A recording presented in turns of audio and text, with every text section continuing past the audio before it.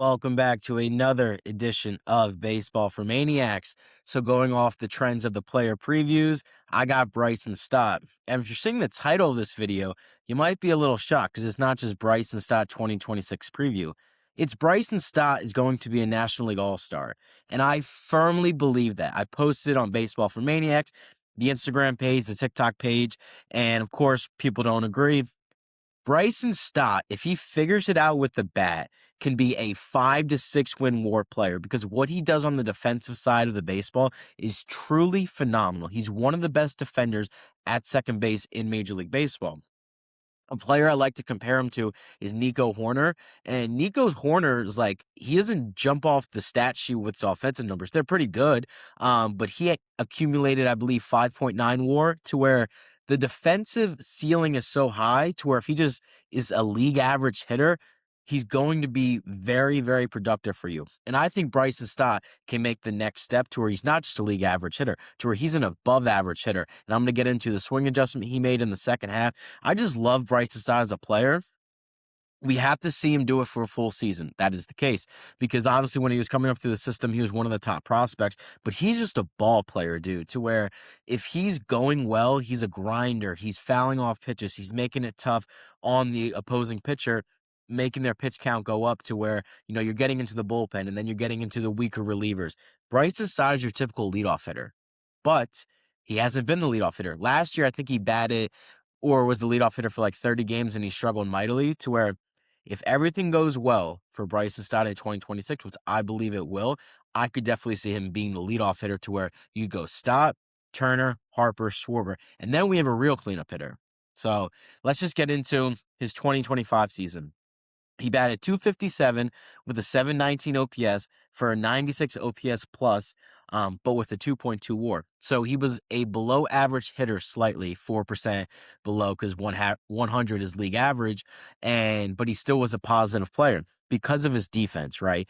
The ceiling is so high for Bryson Stott because of what he does on the defensive side. I'm going to say it over and over and over again in this video. And I'll get into the Alec Bohm Bryson Stott comparison because I got into it with someone on the TikTok page. They're not even in the same stratosphere in terms of who's more valuable as a player. Bryson Stott, what he brings on the defensive side of the ball, triumphs what Alec Bohm does, and the hitting is pretty similar to where there's no discussion Bryson Stott is the better player than Alec Bohm.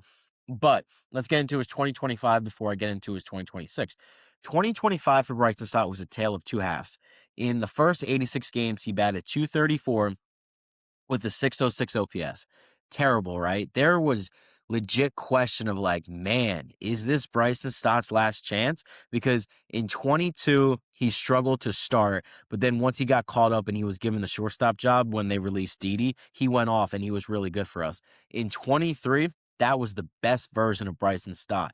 He was on his way to bat 300. I think he struggled towards the end of August and September to where he only batted 280, but man, he was batting fifth for you in the playoffs. Like, just think about that. Bryson Stott was batting fifth for you. And then 24 wasn't that good. 25 got off to a rough start. Now let's get into his second half. In the last 61 games of the year, he batted .294 with an 855 OPS. Now, of course, it's a pretty small sample size, but it's not just a player getting hot. I think there's a direct A-B correlation from when Bryson Stott made a swing adjustment to where he started producing more at the plate. And you see it, right? The proof is in the pudding. So Kevin Long, and for as much as Kevin Long gets criticized by Philadelphia Phillies fans, he is one of the best hitting coaches in baseball. Kevin Long cannot fundamentally change Trey Turner, Bryce Harper, Kyle Schwarber from swinging at pitches outside the zone. Former Phil Nick Castellanos, he can't change that. But what Kevin Long can do is give advice, give little snippets to like what he did with Bryson Stott. And we're all talking about Kyle Schwarber and how effective he's been for the Philadelphia Phillies. You know who revitalized Kyle Schwarber's career? It was Kevin Long in Washington in 2021. That was his last year as a hitting coach. And then Kevin Long came to Philly with Kyle Schwarber. And we see what happened. We can't just look at the negatives with Kevin Long. But with hitting coaches, I think their value is so overhyped in Major League Baseball because a hitting coach at the Major League level is never trying to fundamentally change a professional hitter's approach or swing because that can lead to players like Scott Kingery turning to a head case to where they never turn into the player they were, like in 2019 with Kingery. They tried to change his swing to where he was doing uppercuts, and now Scott Kingery is fighting to be a minor league baseball player. Their job is to see little things to where, okay, you're out of sync just a little bit. Let me give you this little tip, and then maybe that can get you back to where you need to be. But these professional hitters got here for a reason, to where it's slight adjustments. And he made the slightest adjustment with Bryson Stott. He lowered his hands. So back in like the beginning of the year, you can see there's a lot of bat wag. It was kind of higher up. And then in the second half, he kind of just dropped it down to where he's more A, B to the ball. I'm not a hitting coach, but it makes sense. If you simplify your swing, you take out a couple of elements to where you're just looking for the pitch, whether it's a fastball, curveball, you're just doing A to B. Because in Major League Baseball, you can have a bad swing, but if you know what's coming, or you can be quicker to the ball to where you can see if a fastball is coming, you can see if a curveball is coming, then you put yourselves in better counts to where if it's 2-0, you're getting a fastball right down the plate. And even if you have a terrible swing, if you're on time, you're going to be successful at the major league level. To where I see that change that Bryson Stott made, and I see the results, to where I do not think it's crazy to believe Bryson Stott can be that player. Now, batting .294 with an .855 OPS, maybe that's not realistic, but I think he can bat .300 with a .800 OPS. And let's get into my 2026 prediction for Bryson Stott. I think he's going to bat .308. I think he's going to have an .810 OPS, and I think he's going to accumulate 6 WAR. And that is phenomenal. Trey Turner finished top 5th in MVP voting, so he was number 5, and he had a 5.4 WAR. Like, if Bryson Stott can give you 6 wins above replacement as your second baseman, that will change the trajectory of the Philadelphia Phillies. Of course, we'll have to see what he does in the postseason, because the Phillies always get judged in the postseason. But I am so high on Bryson Stott, and I'm so excited to see what he does in the 2026 season. And I think he's going to be the NL All-Star. I think he's going to be starting at second base in South Philadelphia in July. Now, the person or the player that I think is Bryson Stott's biggest competition at the second base position is Ketel Marte. Because if Ketel Marte has a Ketel Marte year, which he probably will, even if Bryson Stott has the season I think he's going to have with the 308, 810 OPS, 6 WAR, Ketel Marte is still beating that. But with All-Stars, it's really what you do in the first half, because it's not a cumulative award, because obviously the All-Star game happens in the middle of the year. But Bryson Stott will be the starting second baseman for the National League All-Star team. You can clip that. You can tell me I'm crazy in the comments, but I'm going to come back to this video in July when he is announced as the starter, and I'm going to come back to this, and I'm going to make you guys eat your words. And you guys want that, in the sense, because I believe everyone watching this is a Philadelphia Phillies fan. Bryson Stott turning into the player we always thought he could be can change the trajectory of this lineup.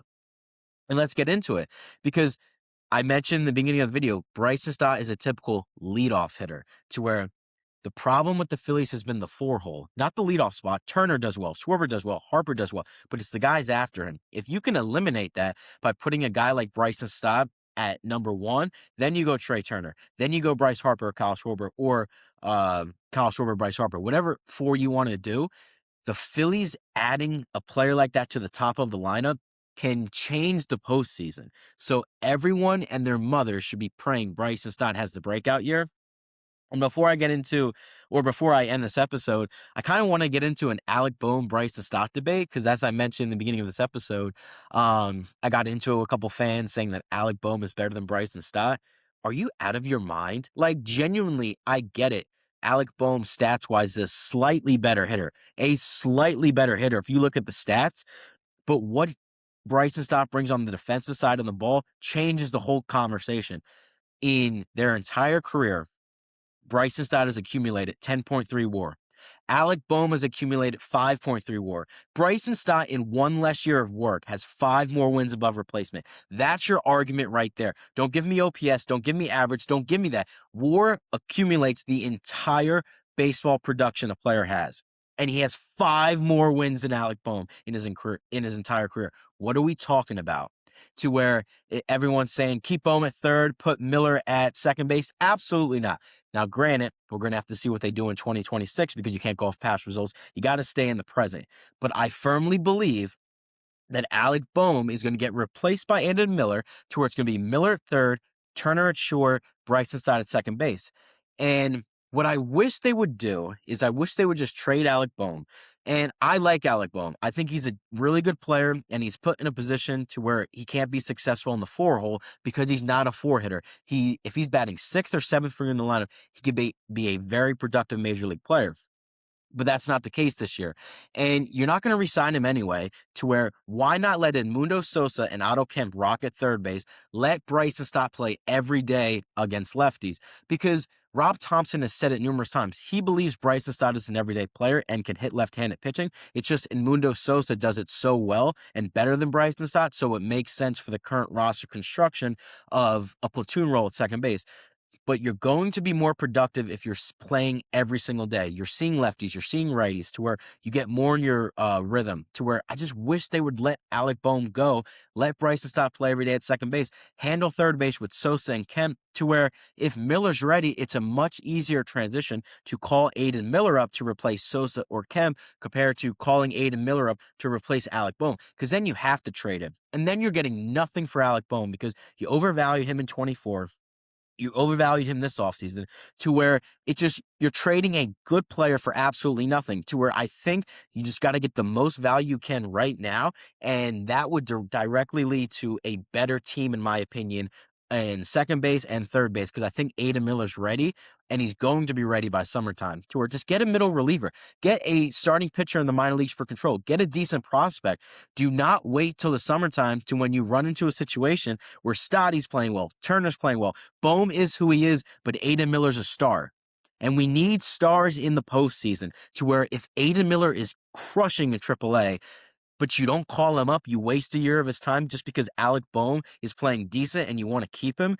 And then you're just diminishing the upside of this team, because his team is very good, but you need another level, another sense of juice. And I think Aiden Miller is that, to where if he is ready and he's not up and he misses a full year of our championship window because of Alec Bohm, that is another failure on Dave Dombrowski. And then it's going to turn to John Middleton, because I have praised John Middleton for being one of the best owners in baseball, and he is.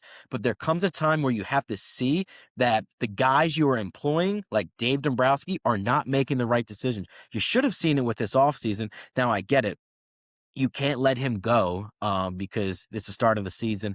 That would be chaotic. But I think this is Dave Dombrowski's last year. But if it comes to a situation where it's June or July and Dave Dombrowski is not calling up Aiden Miller and he's ready, John Middleton needs to step in. And I'm never for owners stepping over the president of baseball operations, because in my opinion, the owner should just spend the money, let the baseball people make the baseball decisions, because they are more knowledgeable. But in some cases, you have to step in. And John Middleton needs to do that if Aiden Miller's ready, but there's no spot for him. Because no matter what, they make a spot for Aiden Miller. I just went off on a whole tangent about Bohm, Miller, but I think it really correlates to Bryson Stott. So that'll do it for this episode of Baseball for Maniacs. Let me know your guys' thoughts on Bryson Stott. Do you think he's going to regress? Do you think he's going to build off his second half in 2025? I'm very excited for Bryson Stott, because that dude is a ball player. That dude is a winner, and I cannot wait for him to have a full season of the capabilities that I believe he does have. So let me know what you guys think in the comments below, and you guys have a good one. Go Phils.